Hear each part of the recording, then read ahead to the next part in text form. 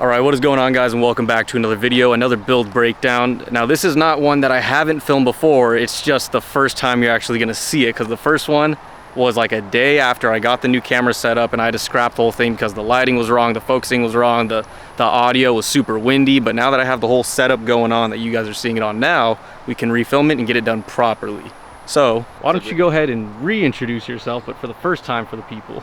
So I'm Michael, also known as Stick Taco on Instagram, and this is my 2015 Toyota Tacoma. Dude, these bugs are crazy. I just hear my ears. All right, let's start with the front, because you know my favorite part of your build is the back, because it's essentially the better version of my truck. Yeah. So let's start with the front, get the good stuff out of the way, and then we'll go to the great stuff. All right, sounds good. So up front, basic King 2.5 adjusters with resis, obviously, and some camber upper control arms. Other than that, stock. I have spindles at home, just picked them up today, got a steal on those things. They're total chaos gussets on a stock pair of spindles, obviously. And the guy, MMW Off-Road, he welded them up for me, or he welded them up a long time ago for his truck, but he never put them on his truck, so I got them from a steal from him, and I gotta thank him for that. Other than that, it's pretty stock up front. Going to be doing a whole bunch of gussets on like the lower control arm tabs, and doing the bucket gussets as well, because it's good. You don't want to bend shit. Okay, and the reason I'm not showing the suspension right now is because with these meaty 35s, you can barely see anything in here anyways. So you heard him talk about it. You can kind of see it from here, but why don't you go ahead and talk about the reason why we can't see your suspension? So there's a pair of Toyo RT35s or 315s, basically same thing as 35, wrapped around some KMC 549 GRSs in the machine finish with the black ring. By far my favorite wheel. They look great. They're lighter than beadlocks. It's actually not a beadlock, but it looks like beadlock. They're about 3 or 4 pounds lighter than a regular beadlock, and I wanted to keep it lightweight, so that's why I went with this. And plus I drive it pretty often on the street, and I don't want to have to worry about beadlocks. These are honestly like some of the most beautiful wheels I've ever seen, and you were like the first person I've ever seen run them. Like, I feel like everybody's slowly starting to move away from method as much now, and people are trying to like venture out to the KMCs and what's the other one? Not Innovator Ultra, because we're not that rich, but but you know, or Raceline. Yeah, Raceline and KMCs, nice wheels, people are starting to like venture into now. You can see I gave my wheels some nice nicks out in calico. Yeah, those that hurt my soul right there. It's okay, it's part of the game. Yeah, it's part of the game. I had the wheels for 2 weeks before that happened. All right, well, if people can't tell, it's something I noticed, and like one of my favorite things as well about your truck. This isn't stock with fenders, so you want to talk about the glass? Yeah, so it's +2 from McNeil. They offer this front and rear. I have rear, I just haven't picked them up yet. They're down in San Diego, I'm kind of far from them. I love the way they look, because they still have like the OEM kind of fender flare, as you can see right here, which I like. Don't judge my fitment too much, you know, the front bumper's not really designed to fit with this, and you can tell the lines don't match up very well. But I do like the aggressive look. It's a 2-inch rise and 2-inch wider, and it gives the trucks a pretty aggressive look.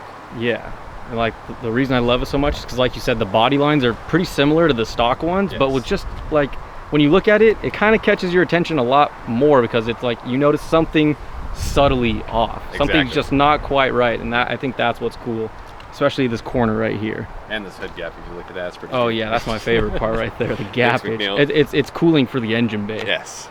All right, well, while I was up here, I just saw the fog lights. You want to go over the auxiliary lighting you have up front? Yeah, so those are the Baja design. They're OEM replacements, bolt-in, easy. They're super bright. They're not dot-proof, but I don't... They have them now. Yeah, yeah. I run them on the street sometimes on dark roads. I don't blind people. Then I have a pair of the blackout housings, like the OEM style housing with LEDs in there. Best combo ever. I like them more than any projector that I've ran. The light output is great. And then above that, we got the XL Sports. Like the way they look. They're big and chunky, nice and bright. We like chunky ones, you know? I was gonna say, you settled on that big and chunky for a minute. Yeah. And then we got the China TRD Pro grill, because I don't have enough money to buy a OEM one, you know? They charge too much anyways, you're fine. Yeah, you know, Toyota prices. Yeah, I think maybe we blue balled them a little bit, maybe hop to the inside before we go all the way to the back. We could do the inside. It's a little dirty right now, because, you know, I got 2 girls that ride in there and they don't care about that. Oh yeah, we got glasses everywhere. I'm gonna go across to the driver's side. Okay. So up front, as I said, it's a little messy in here, a little dusty from the desert. Some stains from the girls, of course. We have the DDI fire extinguisher mount with the halon fire extinguisher under the passenger seat. Love that mount, it's nice and sturdy. It's all billet, it's kind of cool. Then we have a Midland two-way radio. Eventually I'm gonna do like a PCI, a VHF radio. Don't know when that's happening. You can see I have the aux beam switch panel right there, the six gain one. Should have done the 8. I'm out of switches now. Then we got that thing in the middle, you see. Not a lot of people have that right there. Oh, is that where the name comes from? Hey, didn't even notice. There you go. Didn't even notice. So yeah, it is a manual transmission. It has the URD short shifter in it as well. Thing's great. This transmission feels like you're rowing a boat if you don't have that in there. Good old truck transmission. Then it has a full sound system inside too, 2 10-inch subs, Infinity Kappa speakers all the way around. Door speakers and the sub are both amped. Sounds pretty good, nice and loud. Gets rid of the noises that I don't like to hear, you know. I want to touch on this right here, this back panel. Is this something you did yourself or did somebody sell this? I made it. It's kind of ghetto. You can see I messed up the cut. I only had some thick aluminum, unfortunately. And last time I did it, it was only like up to here. Yeah. And it was thinner aluminum, but I ran out. I need to get some thinner aluminum. And is this the stock cup holder configuration, like the offset? Yes. Actually, there's a cup holder, Toyota and their cup holders. There's another cup holder that's right here. Oh, is there? So, I mean, you have 5 cup holders in that truck. Yeah. Like, that's a little excessive. Oh, I guess it's because you're manual, not the year. It's the manual because you usually have 2 back there. Yep. And 1 up here. Yeah, the auto shifter's like placed pretty far back on the auto truck. It's the small details you got to notice, guys. See your little... Oh, yeah, one life trauma kit. One life trauma kit. Love those guys. Is that what we're going to in the back here? Yep, so we have a molly rack on the roof back there with another DDI fire extinguisher mount and another halon fire extinguisher. Fire extinguishers are cool. Don't judge me for having too many. And then this is the One Life Trauma Kit's first aid kit. These things are badass. They come in a hard plastic case. They come with this metal bracket right here. And there's 4 bolt holes on the back, or you can bend the bracket to fit around a tube as well, like a roll cage. There's everything you need in those kits, and actually they're going to start coming out with some more stuff eventually, which is pretty cool. Bigger kits. And you got little Baja designs up there too, huh? Oh yeah, don't mind those. I haven't wired those up yet. Those are the coming soons. Yeah. Stuff I don't want to get around to because the wiring's a pain in the ass. Yeah. All right. I think we've edged them long enough. Time to move to the back. You can do that. Oh wait, I forgot from the last walk around. It's kind of ripped on this side, but you had your... Go to the other side. You're okay. It's just says stick. Little custom piece right there. That's nice. Yep, stick taco. Shout out to Jesse Rizzo. He got me that actually from one of his sponsors. I mean, most people usually put their ad on the outside of the truck where people could see it, but not you. You're different. I don't like stickers. I'll have archive on there. That's about it. Yeah. Oh, why do you have an archive sticker on here? What could you possibly be running from archive? We'll get to that. Oh, you're gonna tease some more. Yeah, okay, we'll start up here. So we got a 35-inch spare with the Dirt King tire strap and then the DRT spare tire mount. Guy's super cool. He makes all kinds of good products for the Tacomas. Which, fun fact, he no longer makes that. Yep, those are discontinued. Yeah, it hurt my soul. I was looking it up last week because I wanted one, and they don't make these bad boys anymore. Are these from him too? Yeah, he sells this with the mount, or with this with the 2 mount on both sides, and it works out perfect for these tire straps. So, yeah. Maybe if we could get enough people to do like a group order, he'll make like a small batch. I could talk to him, see what he would do. So some people in this video want one of these bad boys. You don't have to drill holes because I have like 1,800 in my bed right now. You just want to use the factory bolt holes. Yep. Let us know. Let us know in the comments, DM us, because maybe we can get a little small batch order going. And also acts as a frame stiffener as well. Oh, it does? Yeah. Nice. Yeah, he discontinued them because he said people aren't ordering them as much as he thought they would. Yeah, so they're really nice. His welds are great. He has some nice MIG welds, I'll tell you that. So you got the Dirt King strap. Where's this bag from? Because I kind of might want to get one. This is from Best Top, actually. Is it? Yeah. I don't have a rim in there, so that's why I have the bag on it. Looks like it, but it doesn't. G on spec. Yeah. Oh yeah, G on spec. And then you got the whip over there. Yeah, I got the 5150 whip with the Total Chaos bedside stiffeners. These are nice because they come with a tab already on them, so it makes it easy. I had the whip up there. You can see the old mount, a little rusty, you know. Add some character. And then if you want to start back here, we'll start getting towards the good stuff. Okay, yeah, we'll work our way toward it. So this is the Missoula off-road bumper, the high clearance bumper that he sells. Had it for probably, I don't know, 3-4 years now. I love the way it looks. And if you do bed sides, you can get the bed sides that fill in the end caps down here, and you can take these metal plates off, which is my plan. The McNeil bed sides, you can choose to have that or the capped ends, which I'm going with. So do the bed sides wrap around under the light, or you dovetail cut it in it? It wraps around under the light, and then you give it a nice dovetail cut. Okay, so you can do both, yeah. and it still works. Yep. Nice. They give you the option for that. And then don't mind the registration, it's out of date. I got pulled over for that the other day. It is paid, don't worry. I just don't have the sticker on. So you got off with a warning. Got off with a warning. Which means saved money, which means more truck parts. Yes, exactly. And then the tail lights, before we dig into the meat. Those are the Spider Auto taillights, I believe.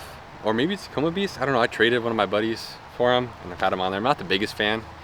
Looks different. I like the OEM style better with the blackout housings. When I first got the truck, I wasn't really thinking about that, but now that like how it is, I kind of want to go like OEM Plus style. Yeah.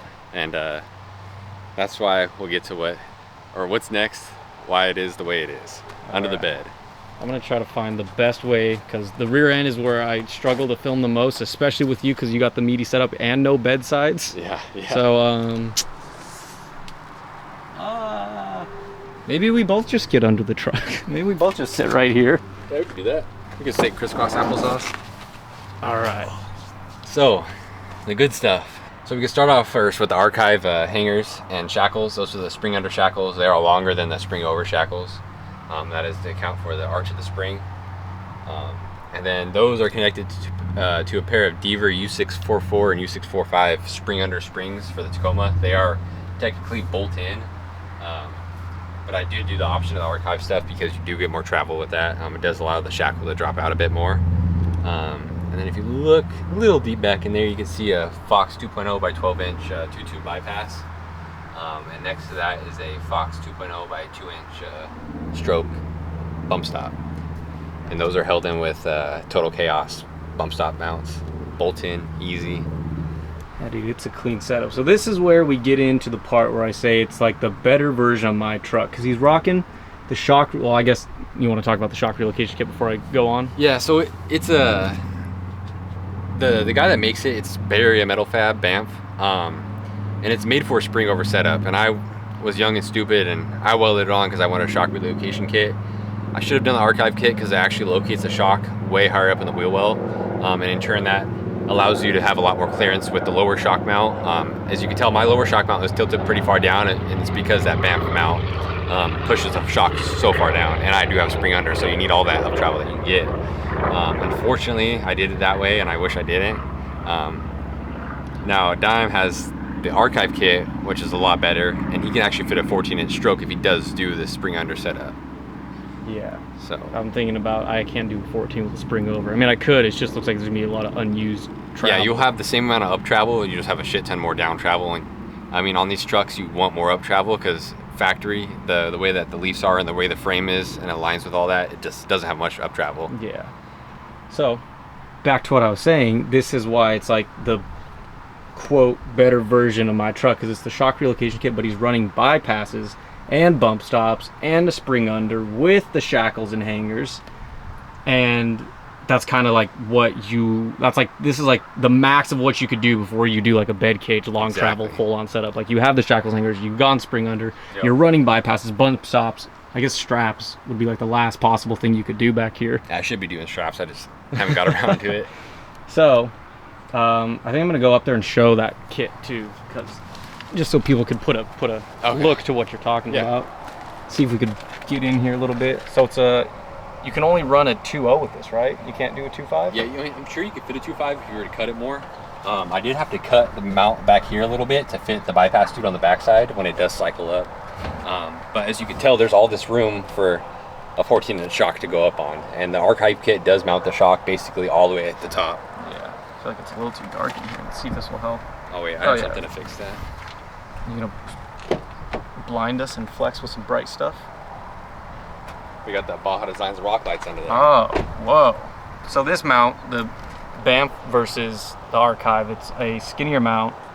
It mounts, what would you say, like 2-3 inches lower? I think it's like 2 3/4 of an inch.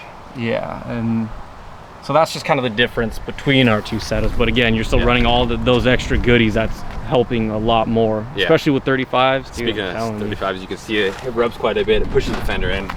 My fix to this is just going like this, and you can tell where the tires kind of ruined it. That's when it pulled the fender off and sucked it in. You want to know? Okay, hold on. Let's get into this. The thing that upsets me the most is he doesn't take me up on my help. I told him I'd go down to San Diego a lot and I would pick them up for him. And I've been down to San Diego probably 4 or 5 times in the past 2 months. You could have had these in your hands by now. I'm going back to San Diego next week. Okay. Thursday, I'm going down. You could have the bedsides in your possession. I did go down to Baja for the 500 too. I could have got them then. I just totally forgot. This guy. I think you're scared to make that leap. I don't want to paint them. Yeah. Painting the front, this color's a pain in the ass to match. As you can tell, those front fenders do not match at all. Aside from having to get your bedsides, do you have any future plans for this? Yeah, I want to, like I said earlier, I want to do all the gussets up front, like the lower control arm tabs. I would like to do, in the long run, I would like to do an archive upper shock mount or customize and make my own out of some tubes and do a 14-inch stroke shock and be able to fit a 2.5 with some, like a triple bypass back there. Yeah. Just to get that much more out of the brand. I already like it a lot because it's almost 7 inches up travel at ride height, and that's a lot more than stock. So, and it does have a lot of down travel too. I mean, I think it makes like 13 inches of travel, and that's not strapped. That's not strapped. So. All right. Well, thank you so much for allowing me to do this a second time because I totally botched the first one. But we are going to be heading out right now. We're going to an Inland Pre-Runners? Yeah. Inland Pre-Runners meet at Innovate over in Corona. So we got to head out right now. Thank you guys so much for watching. And if you made it this far on the channel, I'm going to leak a little bit. I have archive shackles and hangers coming very soon that I'm going to put on my truck, as well as a bunch of steering stuff. So thank you for sticking around. You get the sneak peek, and we will catch you guys in the next one. Welcome to my party, we're just getting started. A life is a dream or a nightmare scarring. Hand me a drink cause I think I'm going all in. Get me a shrink who